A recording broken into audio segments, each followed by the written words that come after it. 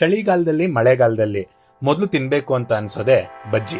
Tea ಜೊತೆಗೆ capsicum ಬಜ್ಜಿ ಇದ್ಬಿಟ್ರೆ ಅಂತೂ ಒಳ್ಳೆ ಮಜಾ. 2 ಪ್ಲೇಟ್ ಬೇಕಾದ್ರೂ ಹೊಡಿಬೋದು. ಇವತ್ತು ಆ ಕ್ಯಾಪ್ಸಿಕಮ್ ಬಜ್ಜಿ ಮಾಡೋದು ಹೇಗೆ ಅಂತ ತೋರಿಸ್ಕೊಳ್ದೆ ನೋಡೋಣ ಬನ್ನಿ. ಮೊದಲನೇದಾಗಿ 1.5 ಕಪ್ ಅಷ್ಟು ಕಡಲೆ ಹಸಿಟ್ಟನ್ನ ಹಾಕೊಂತಾ ಇದೀವಿ. ಇದ್ರ ಜೊತೆಗೆ 1 ಟೀ ಸ್ಪೂನು ಅಕ್ಕಿ ಹಸಿಟ್ಟು, 2 ರಿಂದ 3 ಸ್ಪೂನು ಖಾರದ ಪುಡಿ, ಖಾರಕ್ಕೆ ಎಷ್ಟು ಬೇಕೋ ಅಷ್ಟು ಹಾಕೊಳ್ಳಿ ನೀವು.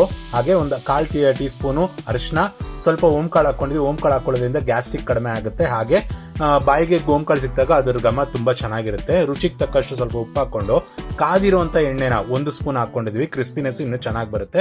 ಇದನ್ನೆಲ್ಲ ಮಿಕ್ಸ್ ಮಾಡ್ಕೊಳ್ಳೋಣ. ಮಿಕ್ಸ್ ಎಲ್ಲ ಆದ್ಮೇಲೆ ಒಂದು ಹದಕ್ಕೆ ಬರೋವರೆಗೂ ನೀರ್ನ ಹಾಕೊಂಡು ಈ ತರ ಕಲಿಸ್ತಾ ಹೋಗಿ.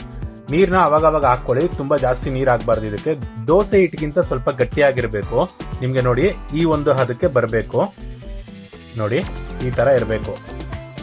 ದೋಸೆ ಹಸಿಟ್ಕಿನ ಗಟ್ಟಿ ಇದೆ ನೋಡಿ, ಈ ತರ ಬಂದಿರಬೇಕು. ಈಗ ಒಂದು ಬಾಂಡ್ಲಿಗೆ ಎಣ್ಣೆನ ಕಾಯಿಸೋದಕ್ಕೆ ಅಂತ ಇಟ್ಕೊಂಡ್ಬರೋಣ. ಎಣ್ಣೆ ಕಾಯೋಷ್ಟರಲ್ಲಿ ಬಜ್ಜಿ ಒಳಗಡೆ ಸ್ಟಫಿಂಗ್ ಮಾಡೋದಕ್ಕೆ ಅಂತ 2 ಈರುಳ್ಳಿನ ಚಿಕ್ಕದಾಗಿ ಹೆಚ್ಚಿಟ್ಕೊಂಡು ಈ ತರ ಹಾಕೊಂಡಿದೀವಿ. ಹಾಗೆ 1 ಕ್ಯಾರೆಟ್ನ ತುರಿದಿಟ್ಕೊಂಡಿದೀವಿ. ಸ್ವಲ್ಪ ಕೊತ್ತಂಬರಿ, ಹಾಗೆ ಒಂದು ಅರ್ಧ ಹೋಳಷ್ಟು ನಿಂಬೆಹಣ್ಣನ್ನ ಕಿವುಚ್ಕೊತಾ ಇದೀವಿ. ಇದನ್ನೆಲ್ಲ ಚೆನ್ನಾಗಿ ಮಿಕ್ಸ್ ಮಾಡ್ಕೋಬೇಕು. ಈ ಒಂದು ಸ್ಟಫಿಂಗ್ ಅಂತೂ ತುಂಬಾನೇ ಚೆನ್ನಾಗಿರುತ್ತೆ. ಬಜ್ಜಿ ಒಳಗಡೆ ಸಿಕ್ಕಿದಾಗಂತೂ ಅದು ಒಳ್ಳೆ ಮಜಾ ಕೊಡುತ್ತೆ. ನೋಡಿ, ಒಂದು ಮೀಡಿಯಂ ಸೈಜ್ ಕ್ಯಾಪ್ಸಿಕಮ್ನ ತಗೊಂಡು ನೋಡಿ ಈ ತರ ಅರ್ಧ ಕಟ್ ಮಾಡಿ ಇಟ್ಕೊಂಡಿದೀವಿ. ಈಗ ಇದನ್ನ ನಾವು ಕಲಸಿಟ್ಕೊಂಡಿರೋಂಥ ಹಿಟ್ಟಿಗೆ ಈ ತರ ಚೆನ್ನಾಗಿ ಡಿಪ್ ಮಾಡ್ಕೊಂಡು ಕಾದಿರುವಂತ ಎಣ್ಣೆಗೆ ಬಿಟ್ಕೊಳ್ಳೋಣ. ಒಂದೊಂದಾಗಿ ಬಿಟ್ಕೊಂಡು ನೋಡಿ, ಒಂದು 2 ರಿಂದ 3 ನಿಮಿಷ ಆದ್ಮೇಲೆ ಉಲ್ಟಾ ತಿರುಗಿಸ್ಕೋಬೇಕು. ಕ್ರಿಸ್ಪಿನೆಸ್ ತುಂಬಾ ಚೆನ್ನಾಗಿ ಬಂದಿರುತ್ತೆ.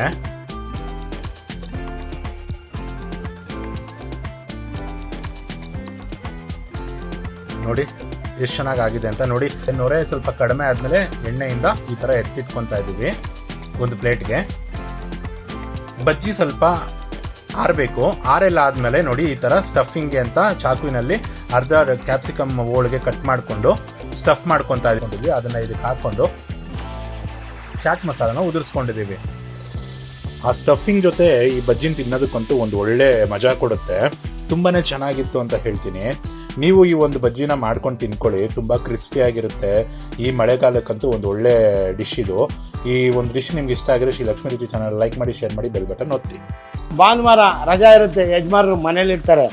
ಸಿಂಪಲ್ ಆಗಿ ಹೇಳ್ಕೊಟ್ಟಿದ್ದೀನಿ, ಸಿಂಪಲ್ ಆಗಿ ಮಾಡ್ಕೊಂಡು ಯಜಮಾನ್ರಿಗೆ ಖುಷಿ ಪಡಿಸಿ.